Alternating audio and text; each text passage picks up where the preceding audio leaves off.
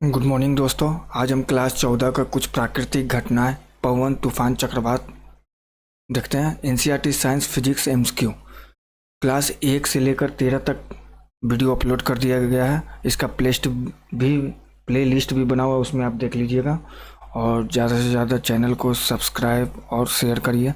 तो चलिए देखते हैं क्लास 14 कुछ प्राकृतिक घटनाएं, पवन, तूफान, चक्रवात। क्वेश्चन नंबर फर्स्ट, निम्नलिखित कथनों पर विचार कीजिए, उपयुक्त में से कौन सा कथन सत्य है। तो आपका पहला का सी सत्य है। पवन का वेग बढ़ने से वायु दाब कम हो जाता है। दूसरा, पवन सदैव अधिक वायु दाब वाले क्षेत्र से कम वायु दाब वाले क्षेत्र की ओर गति करता है। चलिए इसकी व्याख्या देखते हैं। दिए गए कथनों 1 और 2 दोनों सत्य है। पवन का वेग बढ़ने से वायु दाब वास्तव में कम हो जाता है। पवन सदैव अधिक वायु दाब वाले क्षेत्र से कम वायु दाब वाले क्षेत्र की ओर गति करती है। इसके उदाहरण शीतकाल में चलने वाली उत्तर पश्चिम पवन, भारत में ग्रीष्म काल में चलने वाली दक्षिणी पश्चिमी मानसून पवन, स्थल समीर, समुद्र समीर आदि है। क्वेश्चन नंबर 2, पवन के प्रवाह की दिशा उत्तर दक्षिण दिशा में उत्तर से दक्षिण की ओर अथवा दक्षिण से उत्तर की ओर होती है। दिशा में यह परिवर्तन होता है पृथ्वी के घूर्णन के कारण। क्वेश्चन नंबर 2, पवन के प्रवाह की दिशा उत्तर दक्षिण दिशा में उत्तर से दक्षिण की ओर अथवा दक्षिण से उत्तर की ओर होती है। दिशा में यह परिवर्तन होता है पृथ्वी के घूर्णन के कारण। क्वेश्चन नंबर 3, तड़ित चालक, तड़ित झंझावात और चक्रवात के संदर्भ में निम्नलिखित कथनों पर विचार कीजिए, उपयुक्त में से कौन सा सत्य। तो डी, तीनों सत्य है।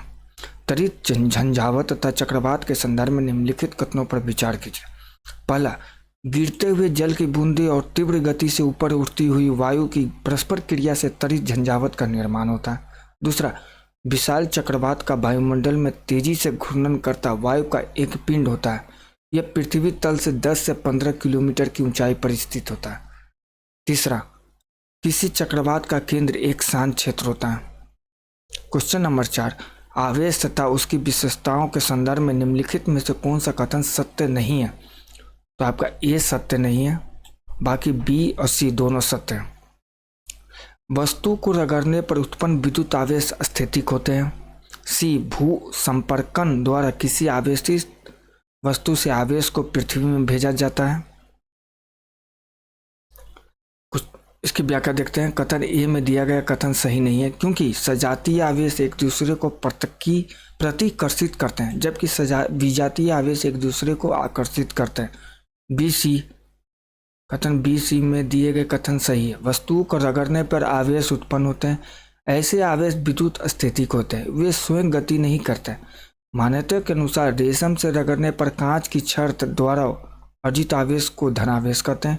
अन्य प्रकार के आवेश को ऋणावेश कहते हैं। किसी आवेशित वस्तु से आवेश को पृथ्वी भेजने की प्रक्रिया को भू संपर्कन कहते हैं।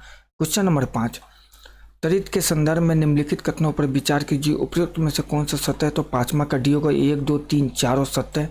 पहला देखते हैं। धरती के निकट संचित धनात्मक आवेशों तथा बादलों के निचले किनारे पर संचित ऋणात्मक आवेशों के मिलने से प्रकाश की चमकीली धारियों तथा ध्वनि के रूप में तड़ित उत्पन्न होती है। दूसरा, तड़ित उत्पन्न होने की प्रक्रिया विद्युत विसर्जन कहलाती है। तीसरा, विद्युत विसर्जन की प्रक्रिया 2 अथवा 2 से अधिक बादलों के बीच अथवा बादलों से पृथ्वी के बीच हो सकती है। चौथा, भवनों को तड़ित के प्रभाव से बचाने के लिए तड़ित चालक अथवा नामक युक्ति का प्रयोग होता है। क्वेश्चन नंबर 6, तड़ित से सुरक्षा करने के लिए निम्न प्रयोग किए जा सकते हैं। तीसरा सी, 3 और 4। क्वेश्चन नंबर 6 का सी आंसर होगा। तड़ित से सुरक्षा करने के लिए निम्न प्रयोग किए जा सकते हैं। जैसे तो तीसरा देखते हैं। यदि आसपास के कोई वृक्ष न हो तो जमीन पर सिमट कर बैठना सुरक्षित होगा। चौथा, तड़ित झंझा के समय कंप्यूटर, टीवी आदि जैसे विद्युत उपकरणों के प्लेगों को सॉकेट से निकाल देना चाहिए। क्वेश्चन नंबर 7, चक्रवात के दुष्प्रभाव को कम करने में निम्नलिखित में से कौन सी व्यवस्थाएं सहायक हो सकती है। क्वेश्चन नंबर 7, चक्रवात के दुष्प्रभावों को कम करने में निम्नलिखित में से कौन सी व्यवस्थाएं सहायक हो सकती है।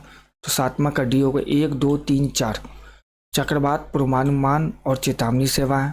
दूसरा, सरकारी संस्थाओं, मछुआरों, आम जनताओं को शीघ्र चेतावनी देने के लिए अतिगामी संचार व्यवस्था करना।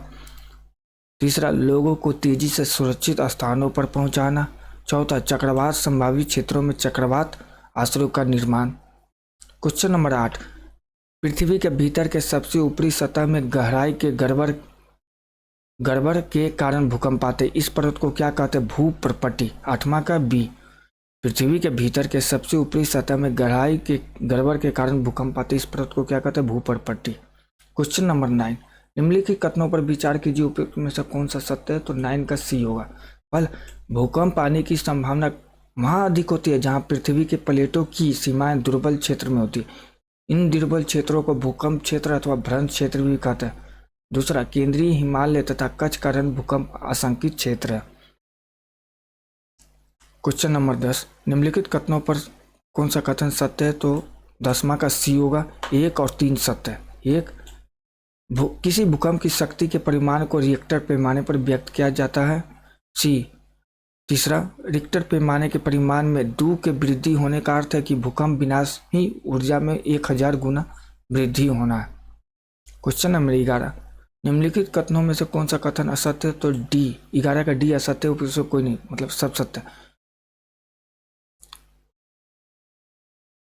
दिए गए विकल्प में कोई भी कथन असत्य नहीं है, मतलब सब सत्य है। ए बी सी तीनों सत्य है। ए, भूकंपी तरंगें पृथ्वी की सतह पर उत्पन्न तरंगें होती है। बी, भूकंपी तरंगों को भूकंप लेखी नामक उपकरण द्वारा रिकॉर्ड किया जाता है। सी, भूकंपों की भविष्यवाणी नहीं की जा सकती। नहीं, ये तो किया जा सकता है।